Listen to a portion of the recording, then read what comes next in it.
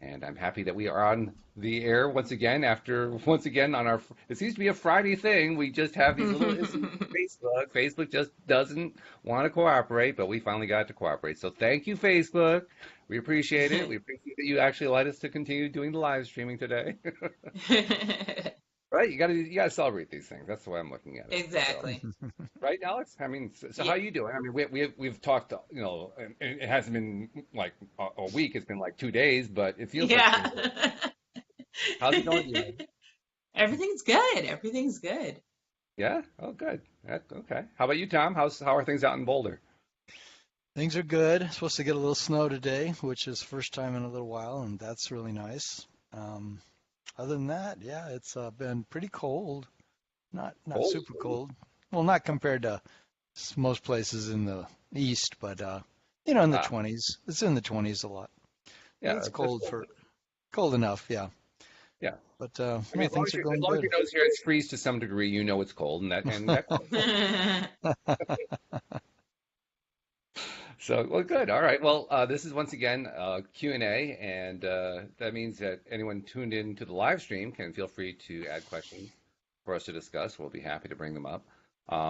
There was one question that we couldn't get to yesterday because had once again a little bit of difficulty getting Facebook to show me the comments that people were adding. I mean, I had the comment page up, Mhm. but it just didn't seem to update very much. I found out later that Nasha was like trying like crazy. She asked her same question like 50 times, and it Hmm, just wouldn't, Aw.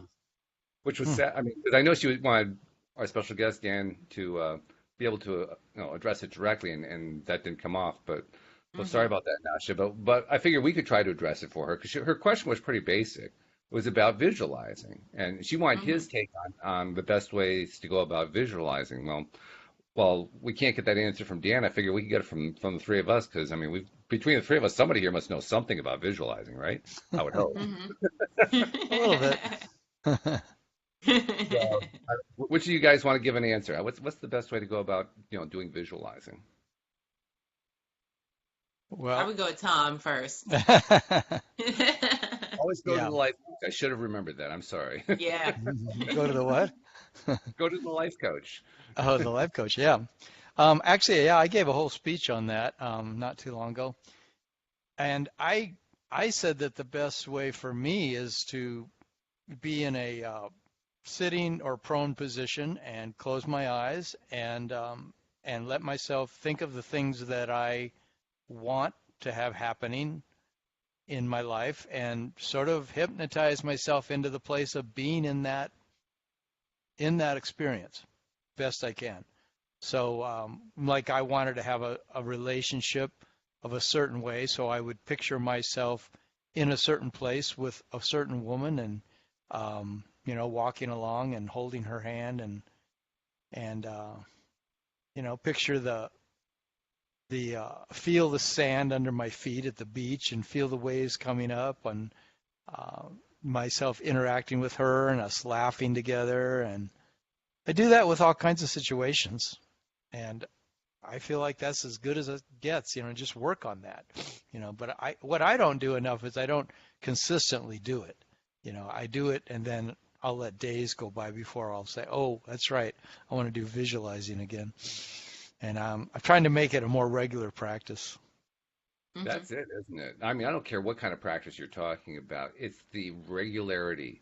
Even if you're only Mhm. doing it for, 10 seconds every day, just doing it every single day, establishing that habit, boy, is that important. It's more important than any given practice, I think. I mean, some people will Mhm. say that meditation is the most important thing you can do. And I'm not one of those people yet. I have to admit I'm Mhm. doing it more and more. I'm getting a little bit more out of it each time, but I'm not quite one of the big advocates. But even where meditation is concerned, I'm finding I get the best results just by trying to do it a little bit every day. Even if I'm Mhm. not doing, 10 or 15 minutes, even if I'm doing it for 30 seconds, just, oh, Mhm. hey, at least I tried to do it today. And Right. just getting that habit going, that's what does more than anything else. I found it true for every single process, every single practice that I've ever tried to do that turned out to be successful. The successful ones were the ones I did regularly. Hmm. Yeah, and So, some people can't easily get up an image, and then it's okay to just feel a feeling too. Yeah. The whole thing you want is to get to feeling something. So even Mm, if you're good at imaging, you want to have feelings associated with your images. right. So whatever you So can what about do you, to Alex? get to that feeling. Well, there it is. Yeah. What do you do to get there? So Alex, I mean, what's your approach to visualizing? How do you go about doing it? Um, Tie it into like other Tom, practices? yes, like Tom was saying, if you're not good at visualizing, I suggest getting a picture of what you want, like a physical picture, and doing your morning mantras to that. and Hmm. and that's how I do it, and that seems to be working for me so far. Mhm. Well, that's the basis for a vision board. Yeah, I mean, a vision board is just a collection of pictures that you're looking at every day. yeah, Hopefully, yeah, hopefully you yeah. don't just put the vision board together and throw it into the closet. That doesn't do you a whole lot of good. It doesn't work like that. I mean, it can help. Don't get me Yeah, wrong, because you've put it out to the universe, but it's so much better if you're actually getting into a happy place about those things every day. Now, yeah, if yeah. staring at your vision board every day, feeling, oh God, I feel so bad I don't have these things, yeah, it's probably better off to put it in the closet and leave it there. Mhm, But mhm. if you get a little excited about it every day, and they're like, oh boy, this is good. I can just see myself in there. I can see our family in there or whatever. Yeah. That's a great thing to do every day, right? Mhm. Mhm. And Yeah. it builds. It builds on What do you itself. If you do it think? consistently, I find that I can go really quickly into the visualization of something, and then I can start to add to it. Mm, And it's really amazing when I do it every day. I really like that. yeah, It yeah. it builds on itself. It does. It's almost like the story starts to tell itself. The first day, the story is, well, I want a new house. That's the end of the story. The Hmm. Mhm. second day, the story is, well, I want a new house, and I realized yesterday that I want it to be all on one level. So now the story's two sentences or a sentence and a half long. And then the third Mhm. day, well, I want a house. I want it to be all on one level, and I don't want to live in this town.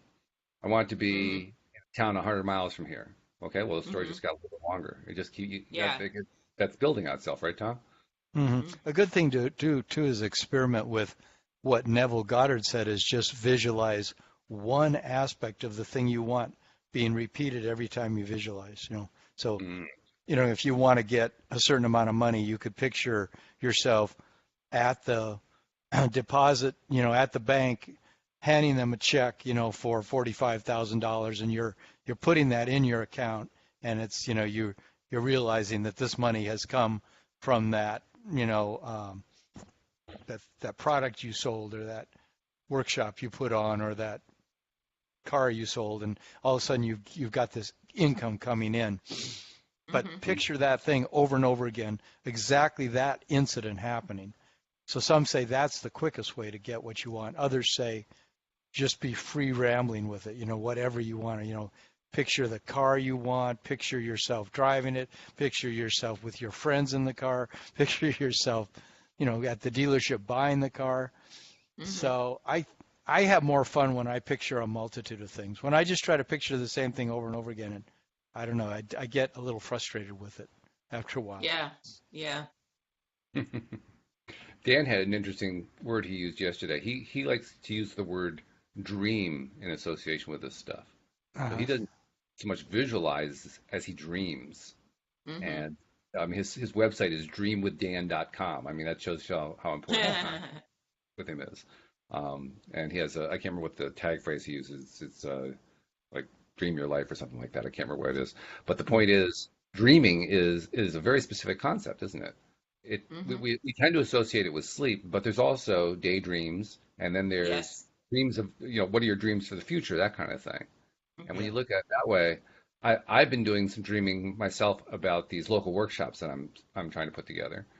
Mhm. And I've been finding that what we're talking about here really does apply. Because, first of all, like you said, Tom and Alex, I'm not really good at visualizing images. So Mhm. that's always been kind of a weak point to me. But I can still dream. My Hmm. dream Mhm. doesn't necessarily take the form of a video. It's usually a little bit less well defined than that. But I can tell you what goes on in my dream, so to speak. Hmm. So I've been doing that kind of dreaming, and I'm finding that the dream is building over time, the way you described, Tom. That Hmm. as I think about this project every day and kind of approach it from different angles and ask myself questions about it, so forth, the dream just starts to fill in. Hmm. And one of the things that I did early on was, even before I started working on the workshop, was I told you about this, Alex. I created what I call a vision video, Hmm. kind of like a vision board. I found videos that represented some of the things I wanted to attract. One of the things I wanted to attract, and I've talked about this for quite some time, is larger audience for the podcast. And so Hmm. I had this video of an audience applauding. That was my way of saying, okay, here I am visualizing, what the audience looks like. Well, that little image has started to play out a little bit in my dream for how these local workshops play. And every once in a while, Hmm. I actually get that little video coming, the reminder of the video coming into my mind, like, okay, this is what you're trying to attract. You're trying to draw this stuff in there. And the cool Hmm. part is, it's been coming to my mind unrequested. It's not like I had to go reach for it. That's Nice. good. I was simply in the place of dreaming about what the workshop's going to be, and then this little snippet would come to my mind, like, oh, Mm-hmm. Yeah. cool. Mm-hmm. That Mm-hmm. part's going to be good. Yeah. Yeah, yeah. Well, I wanted to ask you guys. I mean, Alex, do you get that kind of thing happening where it just kind of builds itself, like Tom talks about, or do you find you have to piece everything together? No, I don't usually have to piece everything together. It usually just comes to me and then I build upon that. I like to get specific. So, like if I say I want lima beans for dinner, so I'll say I want green lima beans for dinner, or I want green lima beans for dinner at 6 o'clock. Like that's how I build upon it. Okay. Man, I And how haven't had lima beans forever. did Well, I hate lima beans. I was just using it as Oh. an example. I was gonna say, I mean, that was for me was the vegetable as a kid that your parents would make you eat that I would just refuse. My lips were sealed. No way I'm going to eat those lima beans. Yeah, I don't eat lima beans, but Oh, as okay, an example. but go ahead, Alex. I'm sorry to interrupt you. No, no, That no, was I such was a done. powerful example. Yeah. Might want to be, Thank actually, you. you might want to be careful about that one, Alex, because the more you dream about them, you may actually end up with lima beans for dinner one of these days. Well, that'll never happen because we are not getting them at the store, so they're not coming into this house. So you do all the shopping? I don't, but I make requests. Well, as long as somebody else is doing the shopping, those lima beans could still show up. That's a possibility, but I Yeah. highly doubt it. If it's Okay. not on the list, it shouldn't be in the bag. Okay. Okay. I think a fun exercise would be to see how much we visualize things that we don't want also, or how much are we Hmm. visualizing anyway, Yeah. like like start Well, to you might call notice. that fun. I call that annoying and pissing me off. But if you find that to be Yeah. an enjoyable activity, fine. Okay, that's good. Well, because it begins to show you that you do visualize, you're just doing it automatically, and Hmm. you could begin to control it more maybe. You could begin to notice, oh, I am constantly thinking about that thing not working out. How about I think about something working out? But Mm-hmm. I wonder how often we do that. That was another thing I I do it talked all about the with Dan. time, and it drives me crazy. Yeah, I do you? know. Well, that's it. That's what I was telling Dan about yesterday. I remember Because I when feel like I can't control my thoughts. Of like, it's driving me insane. exactly, exactly. A lot of people That, say we can't control our thoughts, and I don't even know the full answer to that. I Yeah. think we can and we can't. You know, Right. it's like if I spend all my time trying to control my thoughts, I don't know if I could be a human being. You know, Right. but I Hmm. well, don't know if that's I think something to meditation. master completely. I think it's what meditation is for. I think it's what mirror exercises. Exercises like that are for, so that you can quiet your mind, and that way you can be selective about your thoughts. If your mind isn't Hmm. quiet, then you're right. You can't control that because your Yeah, mind my is mind is not quiet. it's just beating out all this stuff to you all the time. But Hmm. if you can take control enough to quiet your mind, then you can be selective. Yeah. So, do I do that all the time? No, but there used to be a time when I couldn't do it at all. Yeah. So the way I look at it is, yeah, we can control all of our thoughts if we really want to, and if we're willing to do the work over time. But if we Hmm. haven't developed the skill yet, it's kind of like, being the kid who walks into the gym for the first time trying to figure out how to lift 500 pounds. It's not going to happen. Yeah. Yeah. No. Does it mean it'll never happen? No. I mean, Joel Elston, after 40 years of lifting at gyms, can now deadlift 500 pounds. But he couldn't have done it the first day. There was no way. It wasn't going to happen. In fact, he told me a story. He showed me on Facebook too. He showed me a picture of himself at about age 12. He was this typical skinny little kid, and he showed it Hmm. to his adopted son, and his adopted son didn't believe him. He didn't think it was his father because his father was this big hulking guy who's just massively muscular. How could that little Yeah. skinny kid be that big hulking guy? That's not possible, right? We all got to Shows start from somewhere. shows what happens when you do it every day, because that's what he Yep. does. That's his favorite thing. That's his process for feeling good every day. Yeah. Going to the Jules? gym. Yeah. Yeah. Yeah, yeah, that's his favorite thing to do. In fact, he tells me even before he makes any kind of major decision, the first thing he does is go to the gym, Hmm. Wow. just to get into a good frame of mind. That's all. Hmm. Yeah. Which also I Cool. think is probably the other thing when you're trying to manifest something, when you're trying to visualize something, get yourself into the good frame of mind first. Hmm. Because That seems otherwise to you be got the that. key to everything. Yeah. Yeah. Well, Hmm. because I otherwise you mean, got that stream of bad stuff coming in. You're visualizing the wrong stuff. and it seems like True. life responds to the good feelings. That's what it responds to more than anything for me. Hmm. Is when I'm feeling good, all kinds of things start flooding into my life. Things that I want, things that I've been thinking about that I want. They start showing up when I'm feeling good. Yeah, no, that's true. A lot more so. So let's see. We're not being flooded with questions from the live stream listening audience. I'd say why don't we play our round robin game of coming up with our own questions, okay? Okay. Um, so I'm Okay. going to opt out of being the first person because I brought in a question from yesterday, so that's my excuse. Um, and plus, I'm the host, so I get to go third anyway if I want to. So I'm going to I'm going to follow the rule and go to the life coach first and ask Tom. Tom, you got a question for us we can address? Okay. I thought of one. If things seem to be going downhill in your life, do you, Walt, and do you, Alex, always believe on some level that it's going to get better or it's getting better and that it really can't totally deteriorate? Like, do you believe that somehow, even if you're getting sick, that somehow that things are going to be okay? How about you, Definitely. Alex? Yeah. Yeah. So, so I always, things always work out.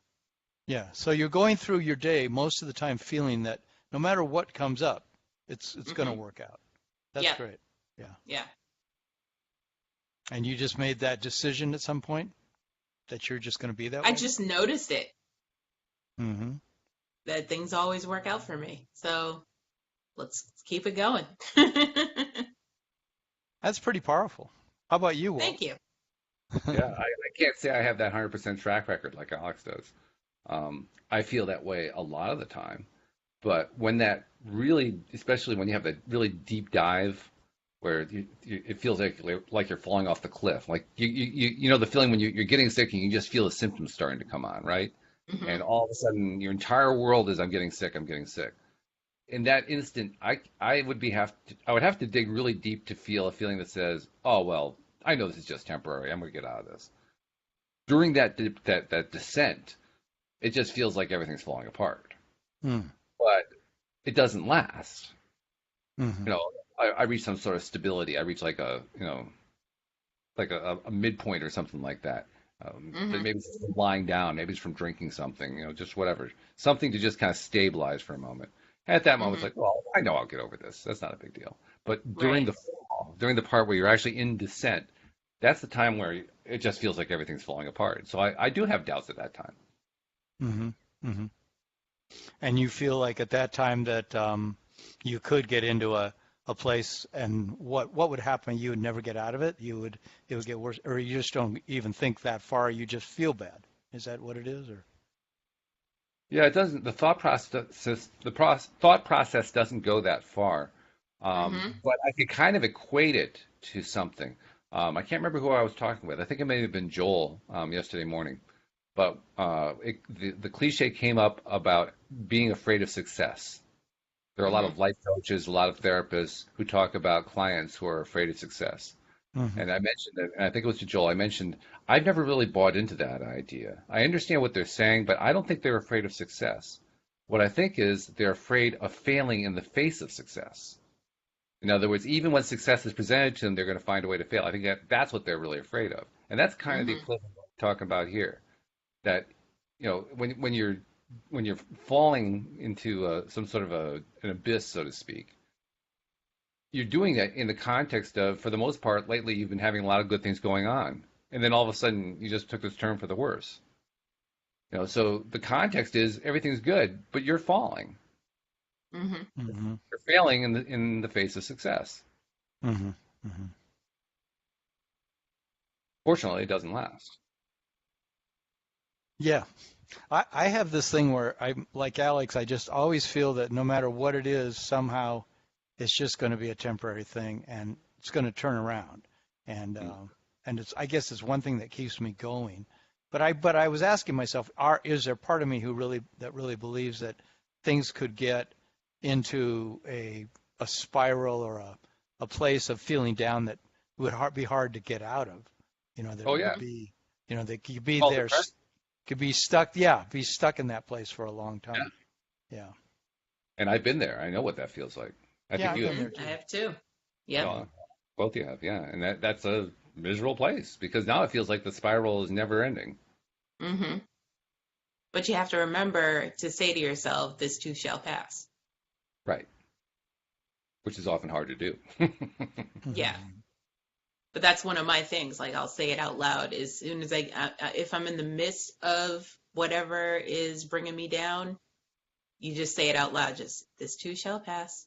Hmm. Too shall pass. Yeah, I think And I it have a always lot of, does.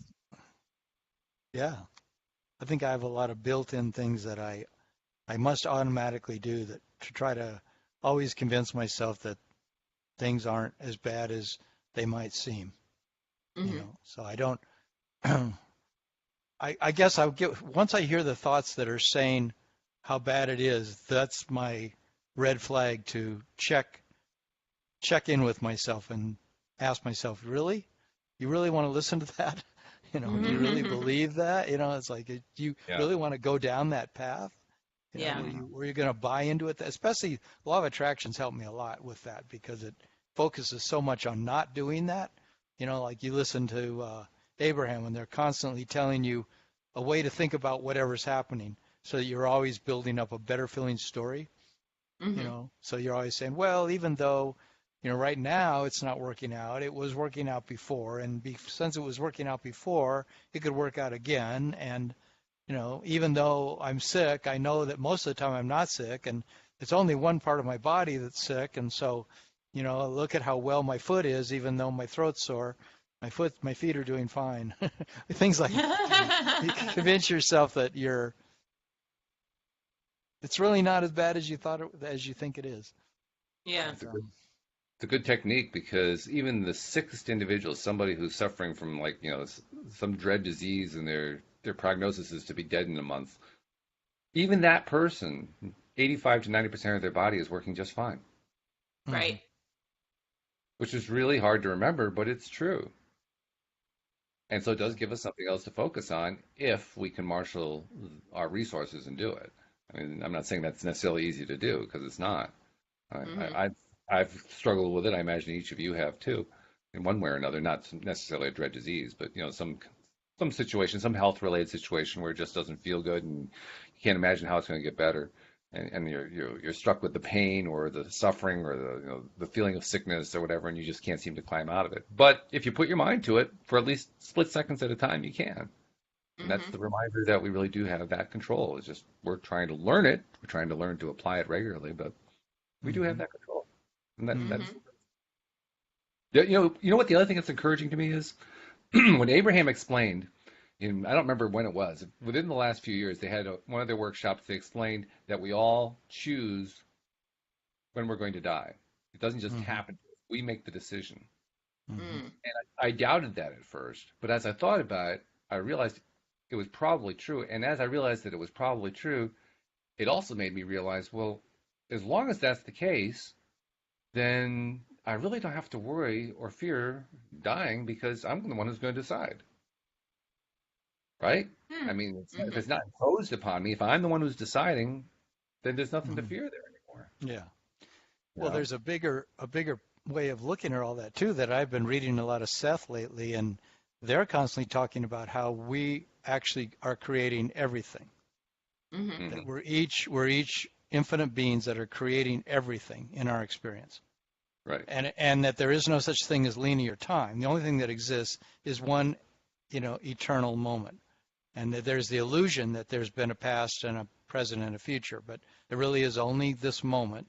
So there is no such thing as anything else other than that. Well, if we're just creating within an eternal moment, logically, intellectually, there could be a lot of peace that could come from realizing that, Hmm. that you don't really ever die, and you're never really born, but you do go through an experience of, you could call death and rebirth, and all these things happen, but they're not.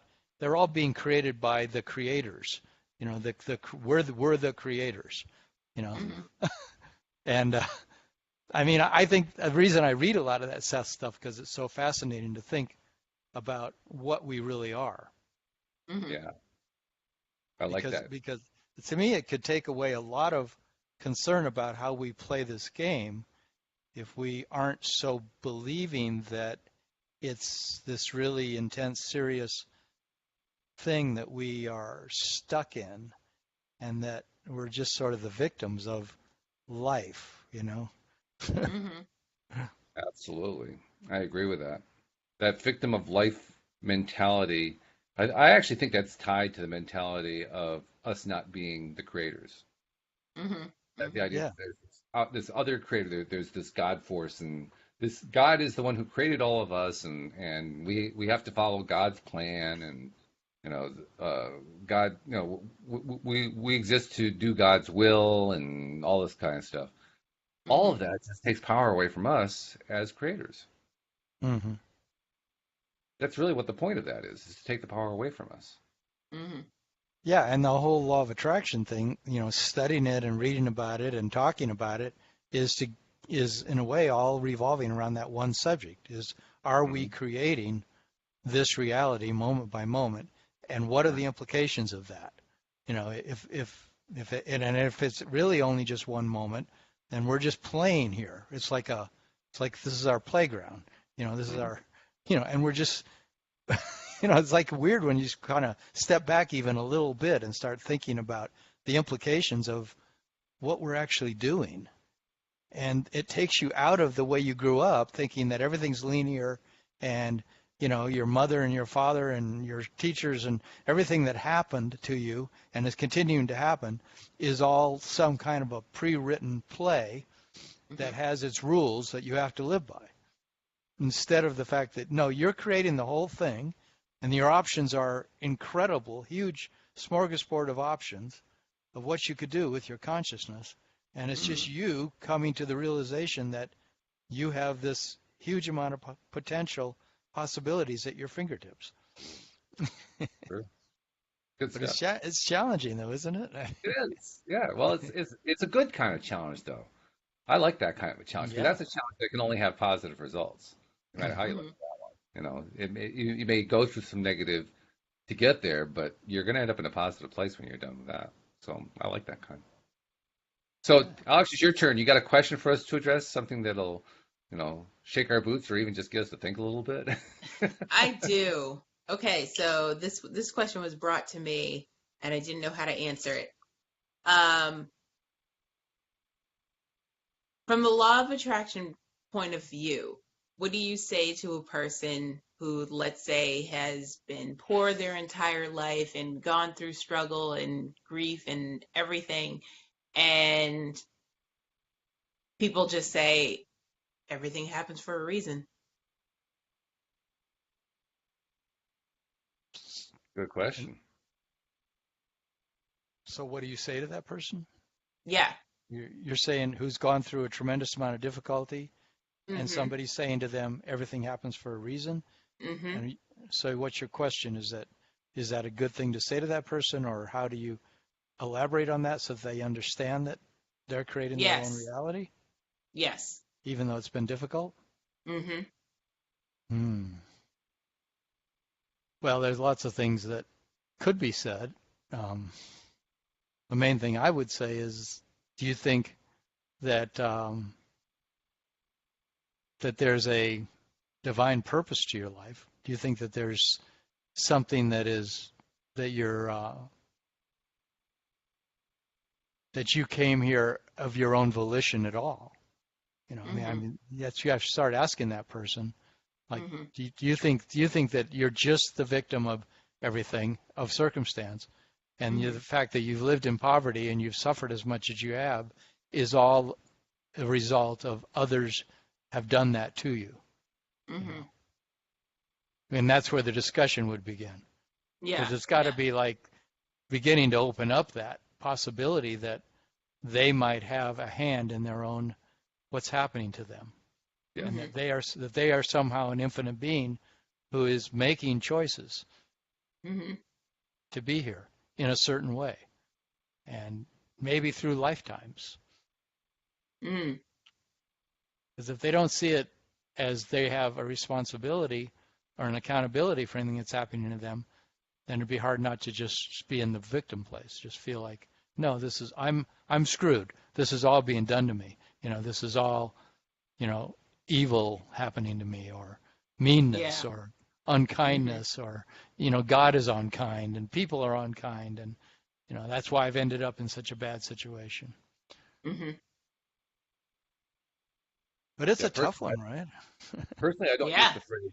I don't believe in using the phrase "things happen for a reason." I don't find that to be a useful phrase.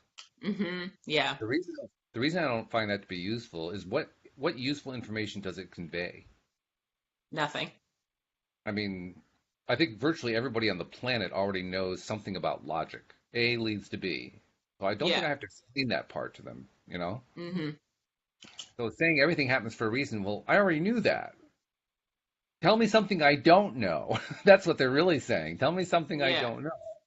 And like Tom points out, ultimately it comes down to how receptive are they to the role they're playing in their own creation, even if they Mhm. don't understand how creation works. Where's the Mhm. receptivity? Is there receptivity? And that's why I don't think there's a single answer that applies to all. I don't think there's a one Mm. size fits all. I think it's dependent on where that person's at. If the Mhm. person, like, I don't remember who I was talking with. I think you may have been part of this conversation, but there was somebody I saw online on Facebook who'd gotten into one of the groups, and he was just going on about how he had been physically abused as a child by his father, and Mhm. apparently pretty brutally. I mean, and he was angry as hell. Nothing that anybody could tell him about law of attraction would even begin to penetrate. He says, "Oh yeah, well, good luck with that." That was his standard answer. You know, Yeah. Yeah. It's pretty apparent he really was not in a place where he wanted any kind of a change. He wanted to Mhm. vent. He just wanted Yeah. to spew anger as much as possible. Mhm. So telling somebody like that, well, everything happens for a reason. First of all, that's not going to help anyway because the phrase doesn't help. But second of all, Mhm. he's not in a place to hear anything yet. Mhm. Mhm. Gotta be receptive on some level. If you can't receive on any level, no one can help you. You're still going through that negative journey until you're done with it. Mhm. So that's really the first thing. Where's their level of receptivity? Now, most people who are reacting to the question you raised, Alex, have, Mhm. because they're raising that question, they're indicating some level, most often, some level of receptivity somewhere. Mhm. And so now the task becomes trying to identify where that is. Yeah. Um, One of the clues I like to look for is someone who tells me the sob story about, Mhm. and I don't mean that in a degrading way. I just mean it's kind of a descriptive way of saying, here's this poor person. They've had this miserable life. They've never had anything. They've got this ongoing experience of being in poverty. Every time Yeah. that any job comes along, they lose the job. Anytime that they actually had some money, but it was stolen. And when they start telling a sob story like that, where everything's going wrong, my initial Mhm. reaction is to ask them, is there anything going right? Yeah. Because it just kind of stops you in your tracks and makes you think about it in a different way. Mhm. And it's a different way. I know it's a different way because everything that's been coming out of your mouth is all the things that are going wrong. Mhm. Well, I'm now asking you to look at something that's not going wrong, I've just derailed the train, Right. Mhm. right? And it's interesting the kinds of reactions you get on that. Most often, Mhm. the reaction is something along the line of "I hadn't thought of that," you know. Yeah. But it's also a good way to kind of filter out the guys who are spewing the anger. You know, Mhm. Because if all you get back is an angry answer, then you know, oh, well, okay, now he's not in a place to receive anything. So he's Right. got a ways to go before he'll be receptive. But once he does get to the receptive point, he finds some kind of way of saying, I hadn't thought of that, or here's what I've thought of, or well, yes, this one thing went right, and here's another 100 things that went wrong, or some kind of an answer. But the answer gives us the clues about what it takes to help that person get to the answer they're looking for. Hmm. I So think one of the, let me just conclude with one thought, Tom. So sure. when somebody is asking the question, what do you say to somebody who is being constantly told, well, things all happen for a reason? Hmm. There are two parties at play there. One Hmm. is the focus the person we're talking about who's in that poverty situation. Hmm. The second party is the person who's asking the question about that first party, who's saying, what do Hmm. you say to somebody like that? Yeah. And that person's on a completely different perspective, a completely different plane. They're not experiencing the poverty themselves. They may be experiencing it kind of vicariously because they're sympathetic to what this person's going through, but they're seeing Right. it from this perspective. And I'm Hmm. reminded of something that Shelley mentioned to me on a recent show on a Monday night. Hmm. She told me how when she grew up, she lived basically in poverty. Hmm. She didn't see it that way, but Hmm. anybody looking in would have said, her clothes are poorly laundered, she's living in neglect, there's not enough food, there's not enough love around, all this kind of stuff. But that's not the way she's experienced. To her, life Hmm. was like this is a smorgasbord of activities and things and interesting things to look at and understand and so forth. She didn't Hmm. understand being in poverty at all. Yeah.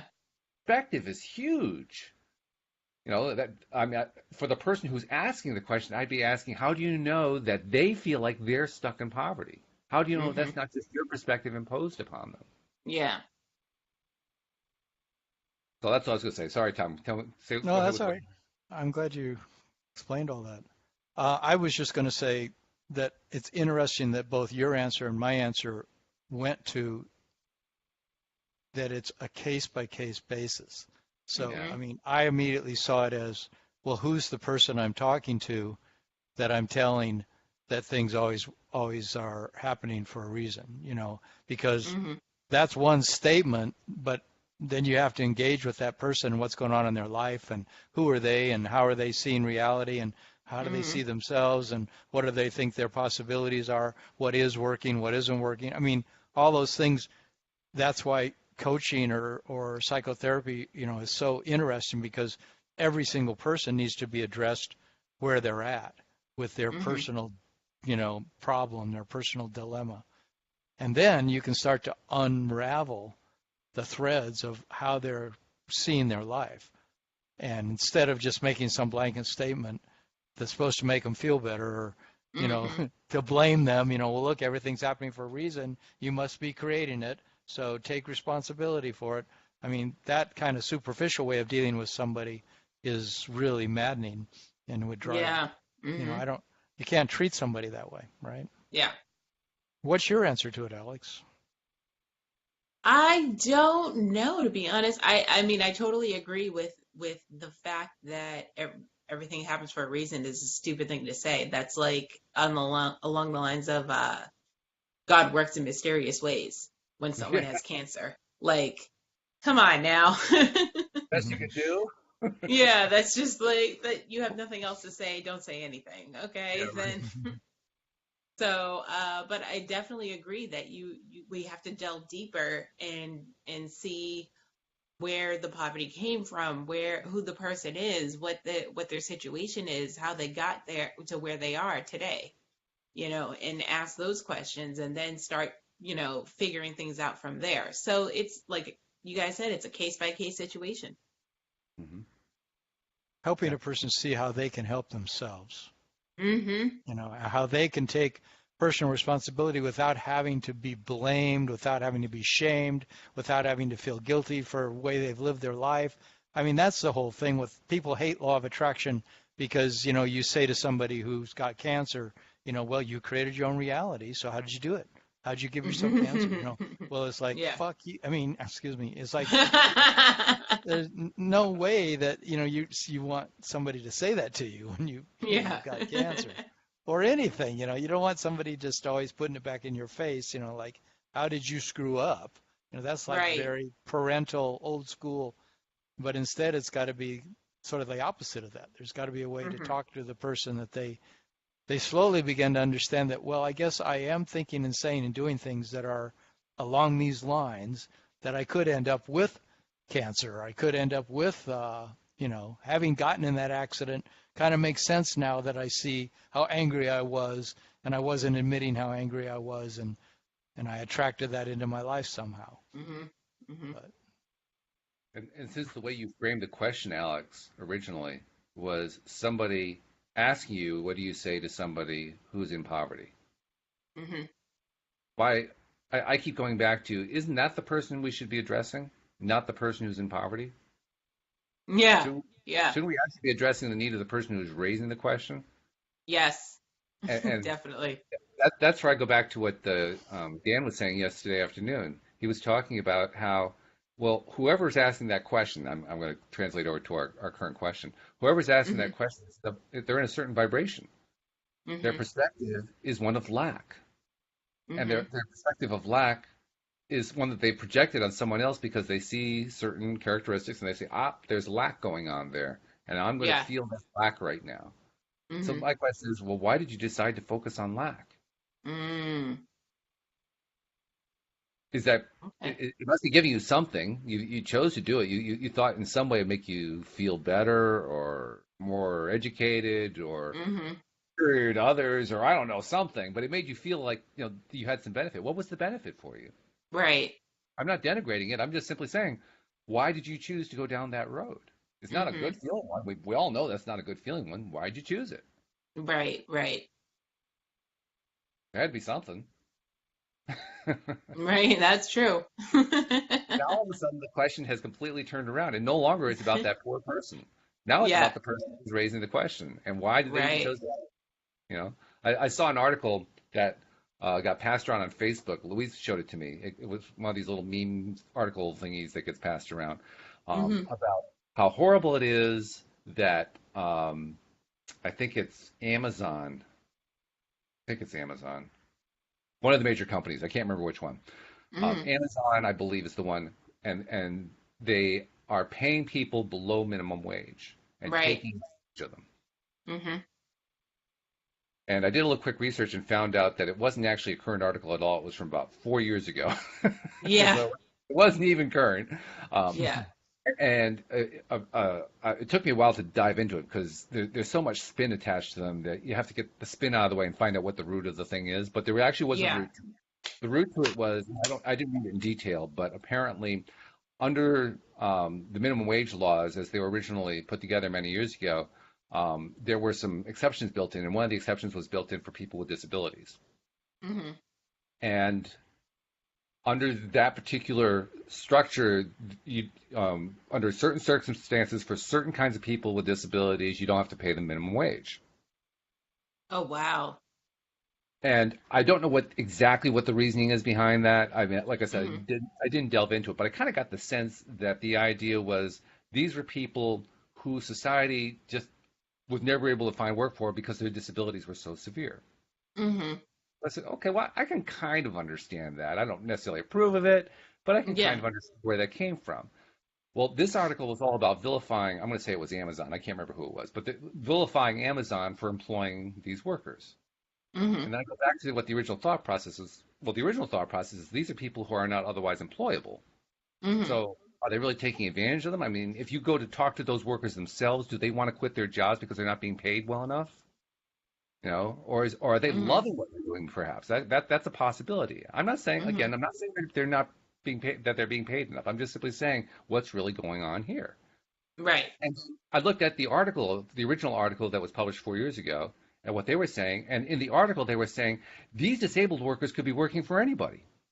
I said, Hmm. oh, man, hold the phone here. That's not what that law was talking about. The law was talking about people who couldn't get a job anywhere else because their disabilities were so severe. You can't have it Right. both ways. These are either Right. people who can work anywhere or they just can't get a job. Which one is it? Right. You know. So now we're back on the frame. We're no longer really talking about the disabled person anymore. We're talking about the frame of mind of the person who wrote the article. Mm. Hmm. So what was the frame of mind of the person who wrote the article in the first place before he or she even wrote it? And what Hmm. was the frame of mind of the person who was sharing it on Facebook? What were Right. they focused on? Hmm. Why were they so focused on this really, really negative vibration that it looked like they kind of created out of thin air in some ways? In other ways, there was some foundation to it, but Hmm. they kind of turned it into their own little game, and the little game actually didn't add up too well. So Yeah. what was going on that would make them want to do that? Right. And when you look at it that way, now all of a sudden it becomes an entirely different question. Hmm. How many people focus on all of the terrible things that people are being taken advantage of as a regular way of thinking? Hmm. What is that doing to them?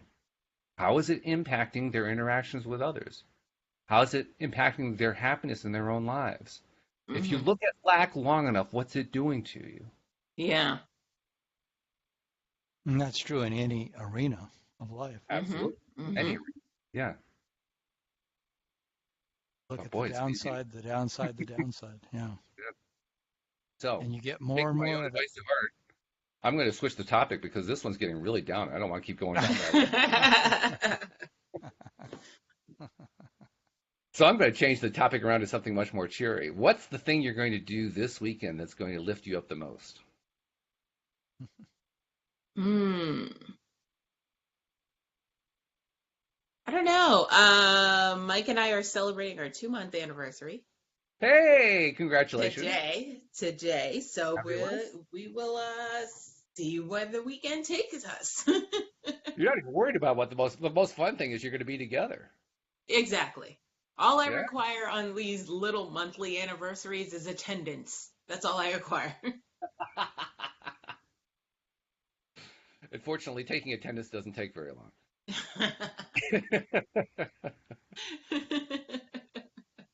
That's great. See, that's going into the weekend with an attitude that it's not like you've set the bar real high, but No, set it, and as long as you reach that setting, you're good. So yeah, the happiness is going to start right from the moment you guys get together, and it's going to be great throughout the exactly. entire weekend.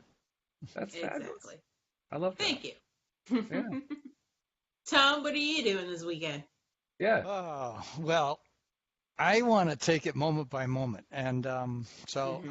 I'm going to start my weekend right after this podcast or right during this podcast as to how can I have an attitude that is really open-ended, that leaves me in a sense that I am going to allow in as much ease, fun, relaxation, and inspiration as I can in anything that comes up.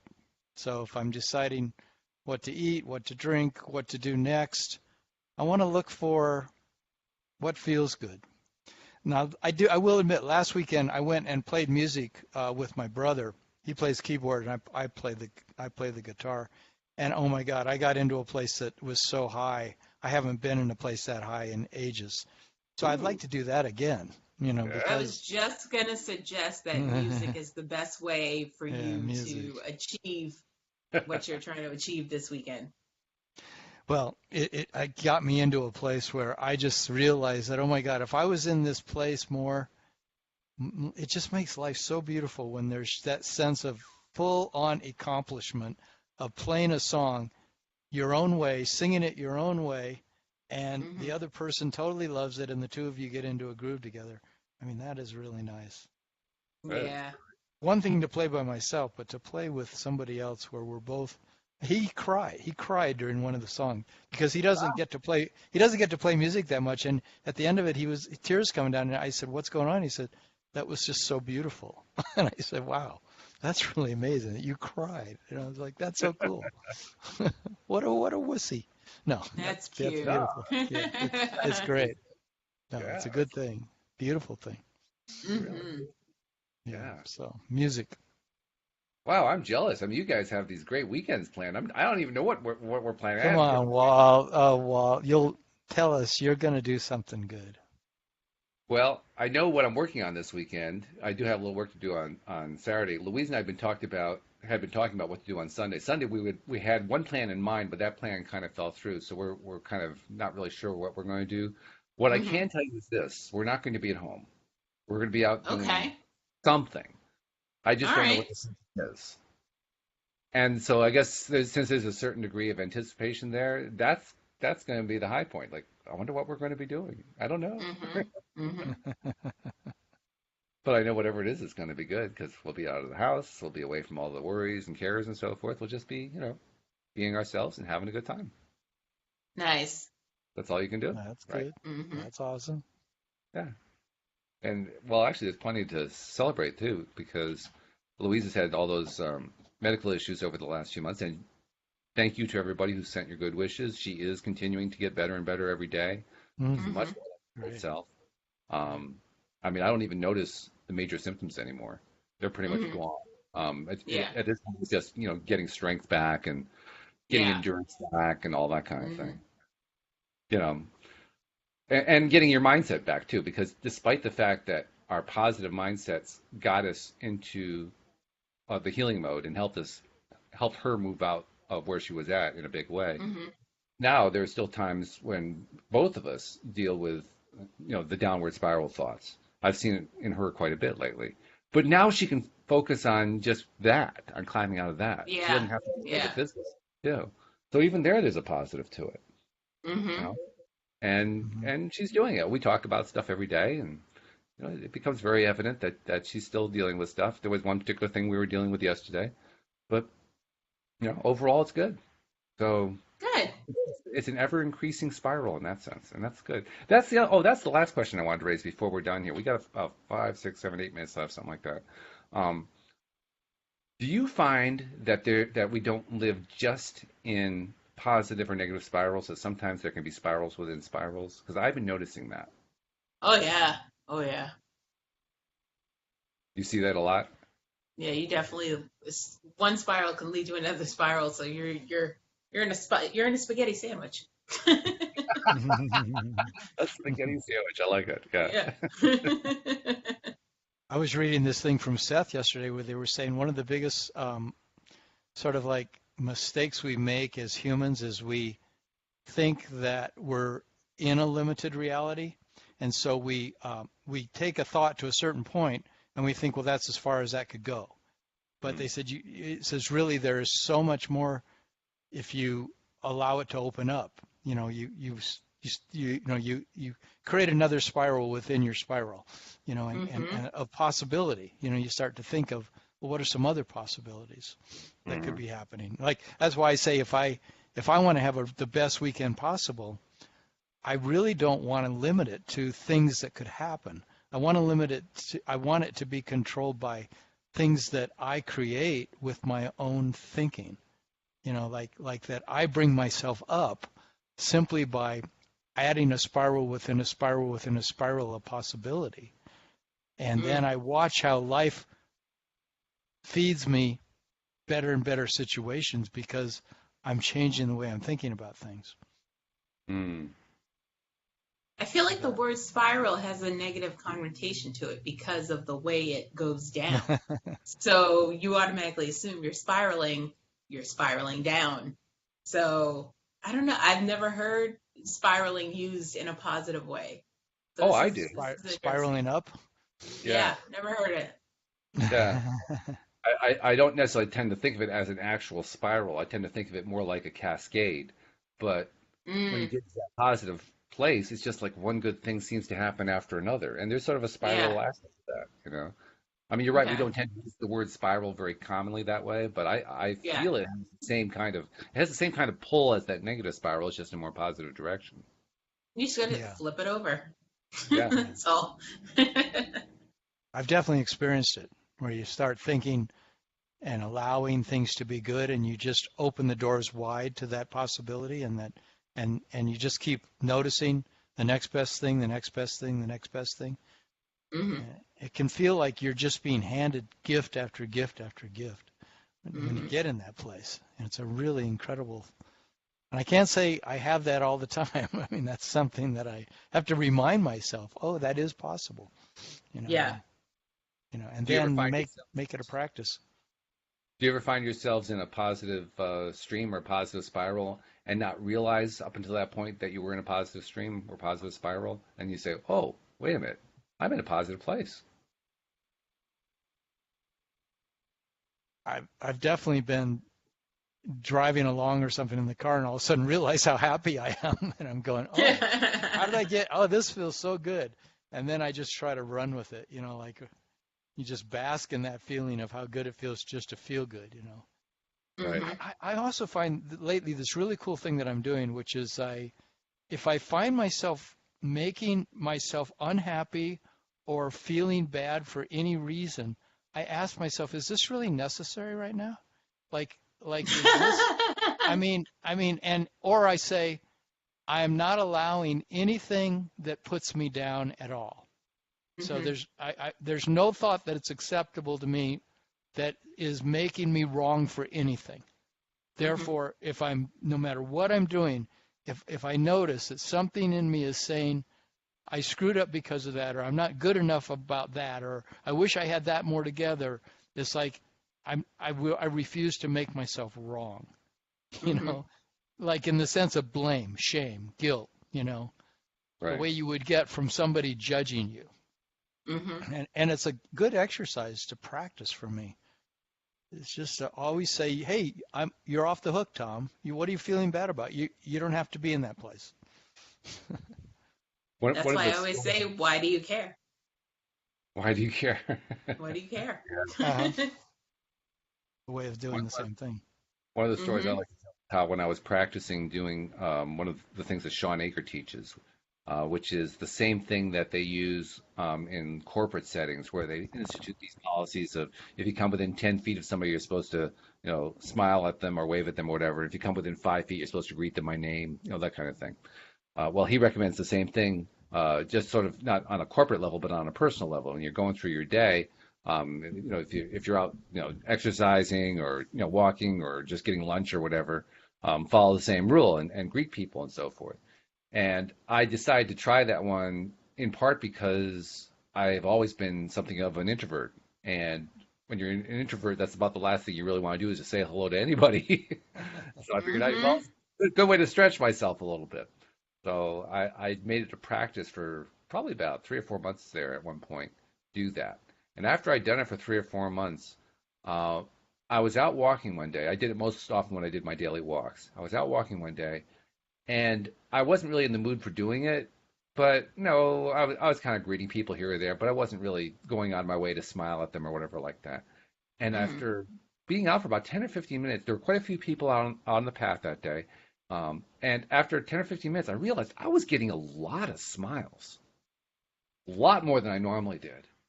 And I Hmm. didn't understand why, because I wasn't really trying to put anything out there. Hmm. So I actually got out my phone and turned it into selfie mode and looked, and I had this big, silly grin on my face. And I said, where'd that come from? Well, it came from the last 3 or 4 months greeting people all the time. So I Yeah. actually got to the point where I was in a happy place without Hmm. realizing it and letting the world know about it, and everybody was smiling back at me. Cool. This is good stuff. Here I am smiling and happy, and I didn't even know it. I mean, I want to know that I'm happy, don't get me wrong, Yeah. but whoa, I could actually get happy without realizing it. Yeah. Whoa, that was pretty cool. Yeah. So anyway, well, we've gone through the hour here. I have to kind of wrap this up because we're in danger of going over. But this has been good, really good. I hope you guys actually have those weekends that you were talking about. You're hoping you're going to have. It sounds like you're going to. It sounds like you're both already on the path anyway. So Hmm. enjoy yourselves. Have a great time. I hope you have a great You too. anniversary with Mike, Alex, and Tom. I hope you get the opportunity to play that music or whatever Thank it is you you. decide to Yeah. do. And I hope you have a beautiful time getting out and about and doing fun things. Thank you. All Right. right. Yep. So thank you all. Thanks to our live stream listeners. Thanks to our regular podcast listenership as well. We'll see you all next time here on LOA Today. Goodbye, everybody.